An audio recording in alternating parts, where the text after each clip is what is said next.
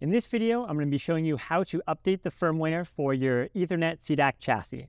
Very important that you keep your firmware up to date so you can get the most out of your CompactDAQ device. To show you, I've got my 9185 here, and what I'm going to do is I'm going to open up the hardware configuration utility. So from here, you can see that it auto-texts the 9185 and then all of the modules that are connected. I can click on the chassis itself. And then I come down under the firmware management. I just click update firmware.